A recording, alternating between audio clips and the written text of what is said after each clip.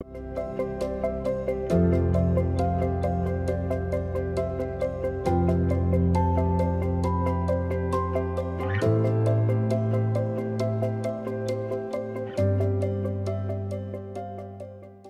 evening.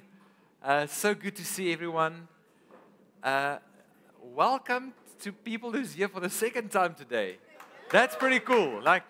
That's commitment, eh?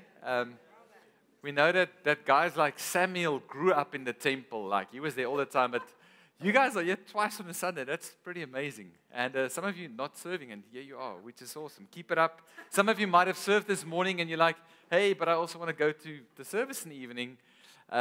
So if you are a twice attendee today, I'm going to try and preach the message as closely as possible to this morning, but who knows? It might just sit a little bit differently tonight.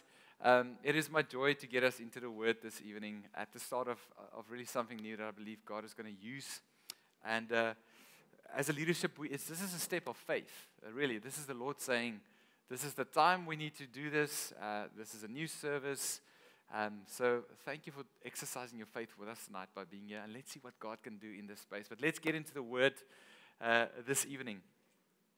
I'm going to start with a question. Are you living free and fully alive? Just look at that question. It's a question to you. Are you living free and fully alive?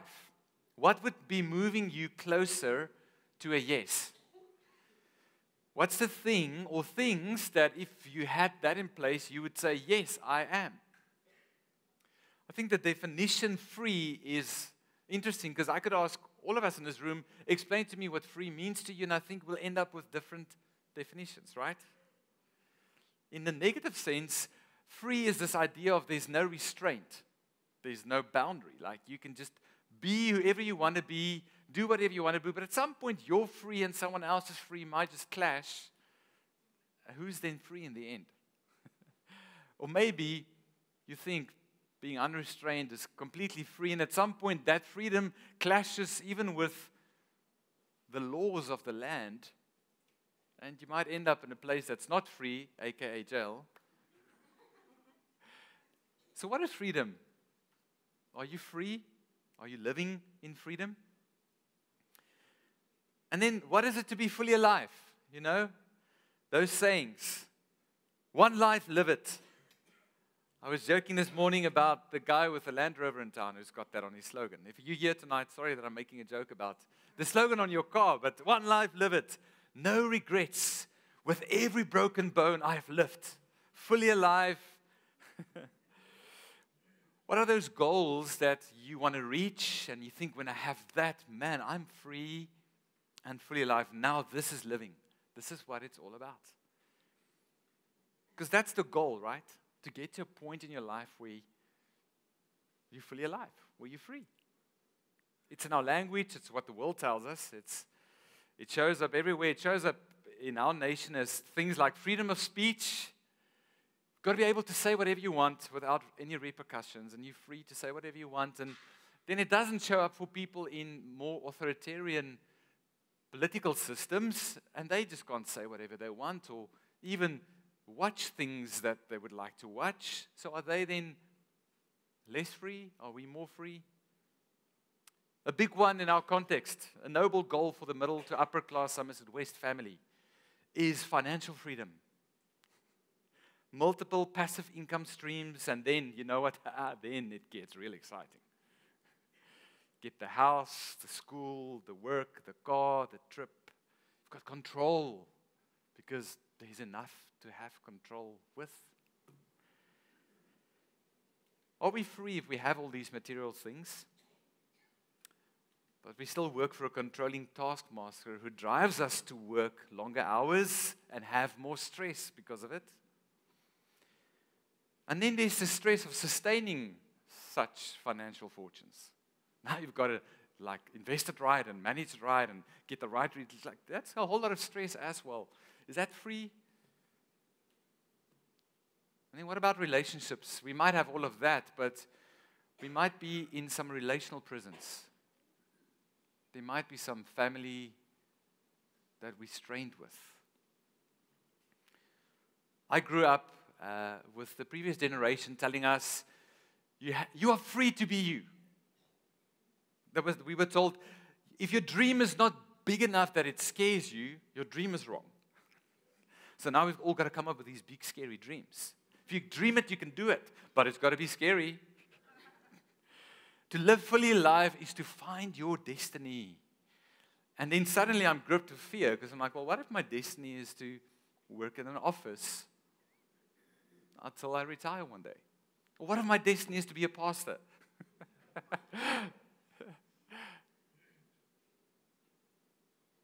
If I'm free to be me,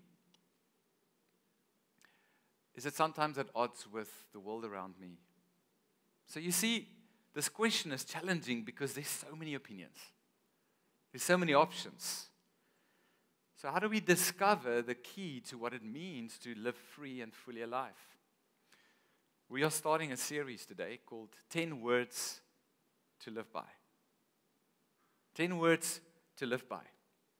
Because there was once a time in history that man was free and fully alive. The place was Eden. The time was in the beginning. And man had complete freedom in relation to God, to one another, and to nature. Man lived with a complete purpose. You are called to be fruitful and multiply and have dominion over this creation. There was absolute harmony. Not at any point did man then think, wait a minute, I'm not free and fully alive. Man enjoyed all the good gifts that God had for us without restraint. But God made us for relationship, and He said, I am a God of covenant, and I want to be in relationship with you. And in order for this to work, you've got to continually understand that I'm God and you're man. So within that freedom, He gave man one condition. You can live free in this place that I made for you, but there's one tree in the middle of the garden that you're not allowed to touch. The tree of knowledge, of the knowledge of good and evil. And then we insert another character all of a sudden and says, hey man, are you truly free? Surely you're not, because there's stuff that God's keeping away from you, like that fruit on that tree. And then we know what happened. In that moment that they disobeyed the one thing that God said, this is how we relate. Everything changed. And here we are, and we battle with this question. And with this desire, because I believe it is a God-made desire to desire complete freedom and being fully alive, right? I want to live in a place where I feel like, man, this truly is living. And then in that moment, not only was there a break of the freedom that God had for them, there's also a break in the freedom of relationships. I love that moment where it says, no, it was her, and by the way, God, you're the one who gave me her. So this is you. The woman that you gave me, like that's all, and all the tension that they felt and the anxiety that happened in that moment, and since then, this has been our struggle. But then the story continues as we turn the pages of the Bible, and at some point, we get to this thing called the 10 Commandments. The 10 words. The actual Hebrew word is better translated in English as the Decalogue, which means 10 words. 10 things that God is speaking to us, His people. And this is significant because the 10 words that He spoke was also placed on 2 tablets. And I want you to think about this for a moment. It's the only time in all of Scripture that God spoke and personally wrote what He wanted to say to us. In that moment where He met His people and He said, here are 10 things that I want you to align your life to, He also wrote it down on 2 tablets and He said, Moses, give it to the people. Now, we're not going to get into the rest of the story, but that is what our journey is going to be. Going back and understanding the heart of God in the 10 words that He gave us. And I believe as we do, we'll find ourselves becoming a little bit more free and a little bit more alive. Because the context of this moment that He gave them these 10 words is very important. It's very important. For 400 years, the people of God has been enslaved by terrible taskmasters in Egypt, where they worked 7 days a week, I don't know how many hours. They've completely lost their identity as the people of God. And before He gives them the 10 words, He speaks to them and He says this. God spoke all these words saying, I am the Lord your God, who brought you out of the land of Egypt, out of the house of slavery. When we get that, we start realizing that what's to follow, the 10 words, is restoration language. I've brought you out of slavery, now let me restore you. Let me help you live according to the way I actually made you. Let me help you become freer, because you might be physically free from the land of Egypt, but there's things in you that I want to work with so that you can be free and fully alive. And then we get what we call the 10 Commandments today. Now, when we speak about the 10 Commandments in our modern day world, it usually comes up interesting for us. Because it's usually this thing of like, yeah, but that's law, and Jesus is love, right? And it's grace. And we think it's a fight between these two things, and then we think we need to end up picking a side, and we feel like, is it law or is it love? We have this battle of law or love. Like, which one is it? Because I don't like talking about the 10 Commandments because it feels like a distant deity who's just telling me, here are 10 rules, and if you don't obey these rules, oh man, then your life is not going to be free and fully alive. I want to bring to us this idea tonight at the start of the series that it's not a fight between law or love, but it's a law of love. If we can scratch out the or and say, listen, God loved His people so much that He said, hey, you are my people. This is what it looks like to live with me as your God. Not all the gods of Egypt that promises so much, but in the end, you just end up continually being a slave. And how did that work for you, by the way? How's it working for the Egyptians? Because when I showed up, and it's very interesting, and we might get into that a little bit, but when I showed up with the 10 plagues, 10 words, 10 plagues, there's something you can go study it if you like that and you like theology and like, how do these things actually connect? Because they do. When I showed up with my power, those gods were absolutely useless. Because frogs was a deity in their day. God had control over it. So here's God saying, hey, I need your thinking to get out of Egypt. I'm setting you free today. I love you because I am a covenant God. And we know later in Scripture, He says this through the prophet Jeremiah, I have loved you with an everlasting love. I never stopped loving you. But somehow in the captivity of Egypt, you have lost sight of that. So let me give you 10 ways of living so that you could live fully free and alive. The 10 words shift us from a captured identity to a covenant identity. All of a sudden, we're not stuck in this captivating Egyptian world that just wants everything from us and takes everything from us, but we are reminded that there's a God who in the beginning made us out of love and for a love relationship. And He said, hey, here's another way to live. That's why I like calling it the 10 words, not the 10 commandments. No, it is the 10 commandments, but again, the original language shows us it's a little bit more than that. He's saying, my people look like this. If you want to know what Christians are in our context today, if you want to know who the Hebrew nation of God's people were, here's 10 ways. If you see these 10 things in their life, you know these are my people.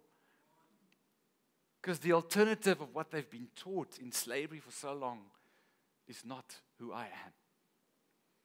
And then we see that all of these 10 words is about relationship. It's about how we relate to God and how we relate to others.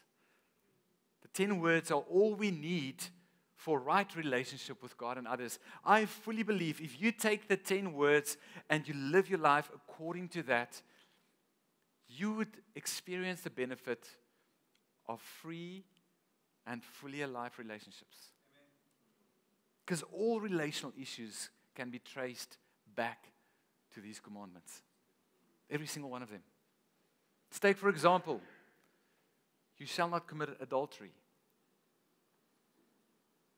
We live in a world where sexual purity is not a thing anymore, right?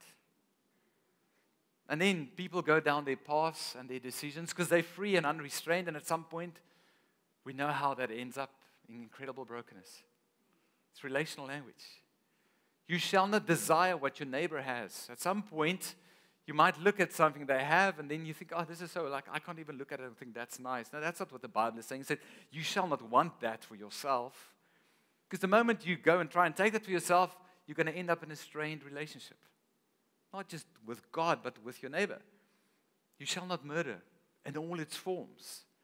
You shall not come against the sanctity of life that God has given and be God and say, I decide I'm putting an end to a life. It's all about relationships with one another. So the 10 words is an invitation for us to really get to a place where we can live in complete freedom as the people of God. It's an invitation for us to see our identity as God's people realigned to what we lost in the beginning. And then we know that there were so many laws in the rest of the Old Testament, and we often wonder why. Well, we couldn't keep the one. And then there was the 10, and then like, well, if I hire someone, a hitman, to take out my brother, I technically have not committed murder. You shall not hire a hitman and take out your brother. Let's add some more laws. But in all of this, I see a God of love who is constantly inviting us to live in a place where we say, as God's people, this is who we are and this is how we live. So maybe with a little bit more of a desire to live there, I want to read us the 10 words again tonight. You're not going to read it with me. It is in Exodus 20, verse 1 to 17. You can go and read it later, but this is the short version of the 10 commandments, the 10 things that God says to us. I want you to listen to the Lord's voice tonight.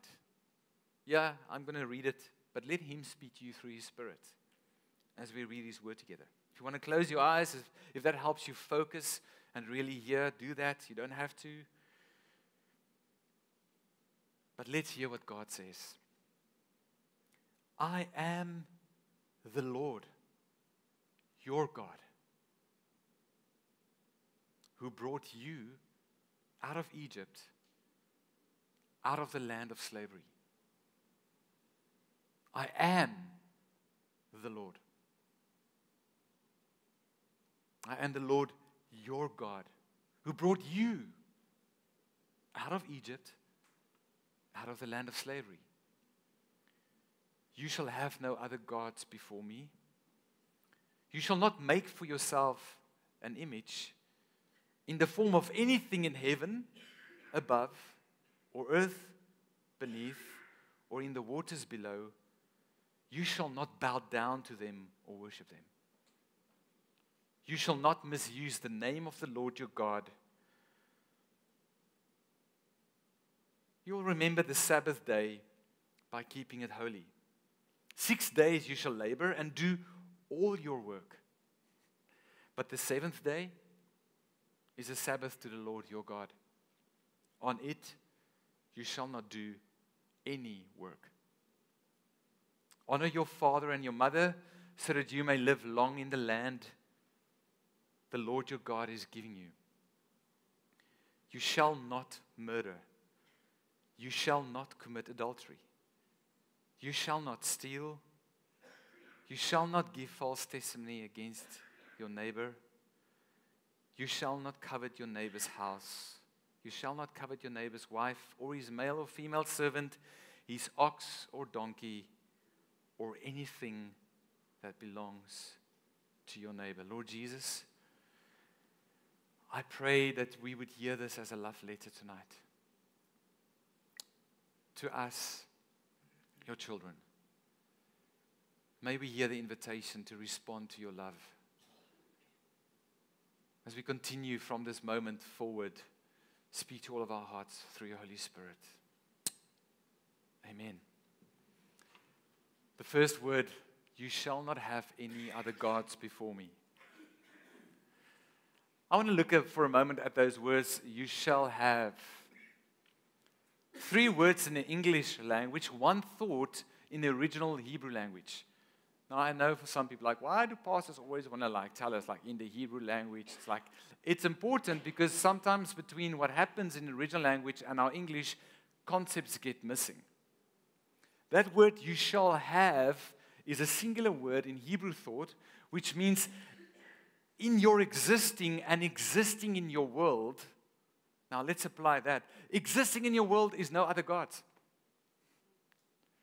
Existing in your world is no adulterous relationships. Existing in your world is not taking someone else's life. Existing in your world is not living a life where you speak false things, lying, and not speak truth. In other words, God is through all of these words speaking identity. We see it as this distant, you shall not, you shall not. No. He's saying, hey, you are my people, and existing in your world aren't these things that he lists. It changes how we relate to him in that way. The first word, you shall have no other gods before me, sets up the 9 words that will follow. When he is God and God alone, and we worship him like that, we actually find that the 9 words might be a little bit easier to live by. It is the foundation of all relational health, of all freedom, of all fully alive living, is understanding that relating to God, there's no one else or nothing else that I consider God in my life. So many times when I speak to people who go through things and they go on paths that they should not go down, and they end themselves in situations that is hurtful and broken down, I can easily go to the commandment that said, you know what, you shall not lie. Because they might have done some tax evasion, and now the business is in a bit of a predicament, using an example, and they're going through some things, and like, how on earth are we going to fix this? And then it gets really bad, and SARS is knocking on their door, and some people are against them, but somewhere along the line, they've been lying. Now, I can go to the commandment that says, you shall not bear a false witness, but it really links down to the first commandment. Who's God in your life? Are you so God that you determine how you want to do the right things? Isn't that what the enemy tempted man with in the beginning? You can be your own God. You can decide what's right and wrong. Or if someone falls into adultery and pursues someone else's wife, and things happen and stuff happen and take place, or if we find ourselves looking at things on screens that we should not and we are captivated by it, yes, I can tell you, well, the Bible says you should not. But the real question is he God of your life? Because if you get that right, then your heart gets to a place where your identity is restored and you live in such relation to him that the others will fall in line. So tonight is really important for us at the start of the series to understand this word where he says, you shall have no other gods before me. So let's do a quick God test. And small g, not capital G. You don't have to answer it out loud, but here's a question. What is the thing that consumes you? That you think about most? That takes all your time and energy? That controls all your actions? What is that thing to you? Maybe that is God in your life. saying it is, I'm saying maybe it is. You might have just discovered that, like all of us, you find yourself in a place where this first word is not true of you. The question is, how is that working for you? Are you free and fully alive? But now I know the challenge with that. Okay, but wait on. Let's talk about this. I do need to work, and work is consuming. I do need to think about family life, and that's pretty hard because there's 3 kids and there's a lot of sport, and we want them to excel in sport. Okay, cool. So we've got all these things to then say, hey, but it's not a God, it's just life. So how do we address that? You see, when God is God of our lives, we say, there's one throne in my heart. That's yours. It is yours. It belongs to you and to you alone. And yes, Lord, there is a business to run and a budget to meet, but that is there. It's not first. It's built upon the first thing. Because when it's there in its right place, it works. But what happens is the budget and the business comes and they sees and says, let's get God out of the way.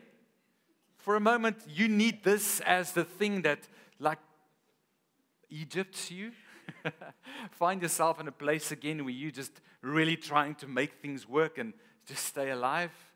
God's saying, no, there's an order to this. I am God, and you need to build your life according to this. My family is really important to me. My kids are really important to me. Lord, I really want to do this well. And yes, it is a noble thing. But if family becomes the center and we move God out of line, things at some point will give. But if we say, no, God, you are at the center. My business, my family is built upon you. It looks a little bit different. That's what we say our name is all about. We exist to honor God. We honor Him. We honor God as God. Nothing else and no one else. By being Christ-centered. The very center of our existence is that God is on the throne and the rest of our lives is built upon that. And here is the thought I want you to get. God is not number one, but the only one. Imagine I go to Eliana and I tell her, hey, my love, you are number one. I can imagine that her first thought would be, okay, well, who's number two then? Hopefully not. But you see, language is important. Because we could say, yeah, God is my number one. You know what? I do wake up in the morning and I give Him the first bit of my day. And then I tick the box. I've read the Bible. I've prayed the prayer. I've posted the verse of the day. I know I only read the verse of the day today because it's the only thing I have time for. But because He is my number one, I'm going to give Him my number 1 minute of the day. And then, okay, God, that's done. Whew, thank you. Let's go business. Let's go family. Let's go hopeful things that I'm working for that one day I might have, and I call it freedom. Let's go pain. For some of us, our pain is so real that it decenters God in our life. He's saying, no, not the first one, the only one. There's no space for any small g's. There's only space for me. You shall exist as someone. You shall have no other gods before me. You shall exist as someone where there's one God in your life. And that is me. Isn't this what Jesus said when He was asked, what is the greatest commandment? And He said what was written in Deuteronomy 6. Hear, O Israel, the Lord our God, the Lord is one. You shall love the Lord your God with all your heart, with all your soul, and with all your might. speaks about singular worship. A singular God who exists in three persons, as we sang so beautifully together.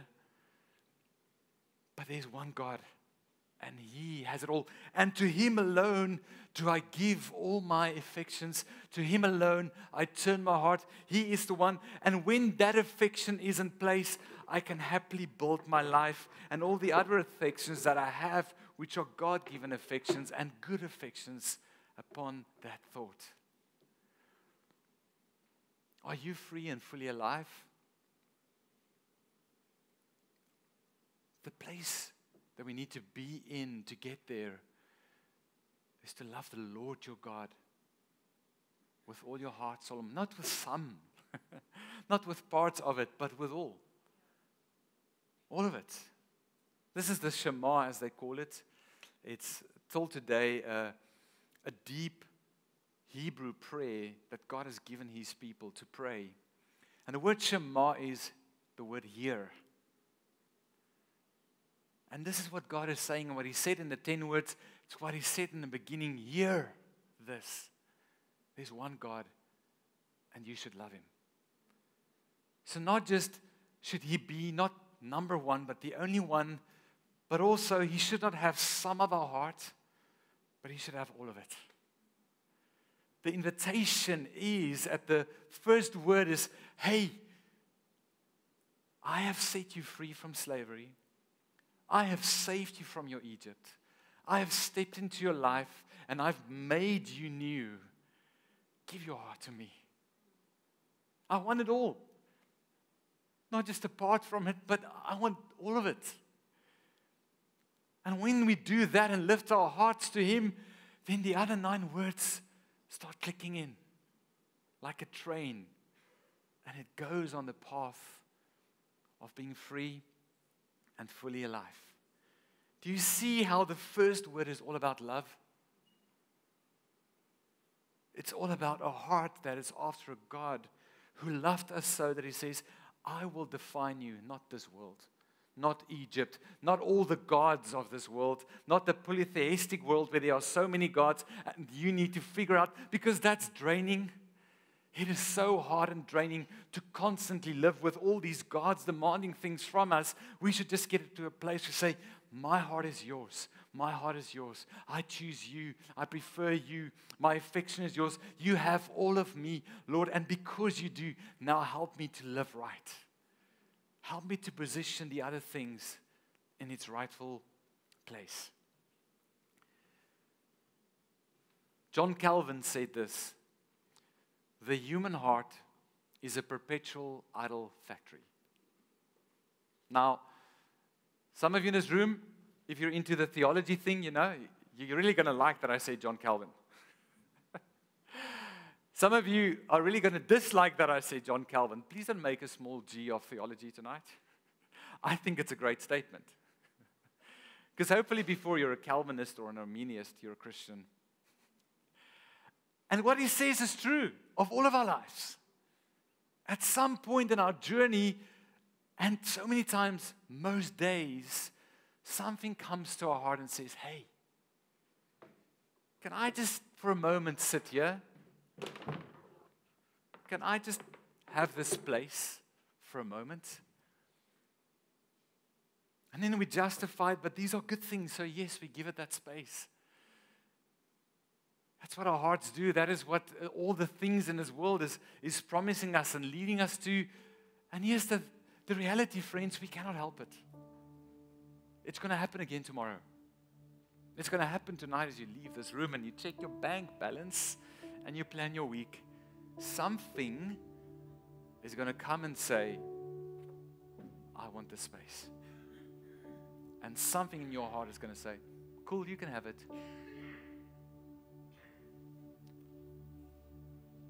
We really have a problem. And sometimes we don't realize how big our problem is. Because in the end, the question remains, are we living free and fully alive? And the only answer that I can find to fix this problem that we all have and see this taking place is found in the one who said, I did not come to take away the law, but to fulfill it. Because somewhere in your life, at some point, you're going to open your heart to some other small g. And because you can't get it right, the perfect man Jesus stepped into this earth and he lived the perfect life that we were actually meant to live, where this battle never happens. He says, you cannot win this battle by yourself. Because the first word really is a battle after our hearts. Will I open up my heart to something or someone else that becomes God to me? And then Jesus came and he said, that thing at some point is going to get you into Egypt. But I'm the same God yesterday, today, and forever. I'm the God who sets you free from the hard, tedious, daily grind of pleasing something that can never be God to you. And then Galatians 5 verse 1 becomes so fully clear. It is for freedom that Christ has set you free. Stand firm then, and do not let yourselves be burdened again by a yoke of slavery. It is for freedom that Christ said, the only way that this happens and it's solid in your life is because I've gone to the cross. And if you come to the cross and say, I want to give you my heart, because at the cross you have redefined me completely. My identity has shifted. I don't live in Egypt anymore. I know what it is to be your child. When that thing happens in our life and we are completely free, stand firm. Because it's for this that He went to the cross. Don't submit again to a yoke of slavery. Don't bind your heart to something other than God again. Friends, this is that invitation for this first word. It's that your God is the one who owns all of your heart. Nothing less. So tonight we want to create an opportunity for you to respond to that. Maybe throughout the service it's been our prayer that God the Spirit will speak to you about things that has been stacking up in your life. That there might be things that has been really trying hard to push him out of his place as God alone. And tonight we've got time. The team is going to lead us in a familiar song that is an opportunity for you to respond. And at the end of the service, we don't want you to just leave, because sometimes we need prayer. Sometimes we need someone to just help us shift this thing, because the burden is just so hard. But the words of this song is beautiful. It says, I love you, Lord. It reminds me of where we started. I am the Lord, your God. It's so personal. I love you, Lord. And I lift my voice to worship you. Everything in me rejoices. Take joy, my King. Only one King, only one throne, only one spot. It's yours. Take joy, my King, in what you hear. Let this be a sweet, sweet sound to your ears. What is a sweet sound? That I love you, Lord. And I lift my voice to worship you and you alone. Oh, everything in me rejoices. Take joy, my King. That is what He wants to hear tonight. That we would be people who say, I want to live according to this first word. Lead me back there again. So the team is going to minister.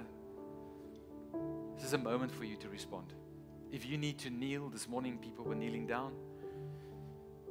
Might be a little uncomfortable on this hard floor, but don't care for that tonight. If you need to stand and raise your hands and surrender, do that. If you need to fall down on the floor, like we read so many people in the Bible do when they are in the presence of God, do that. But take a moment tonight and say, one God, one throne, one heart. It belongs to you. Let's take a moment to speak to him.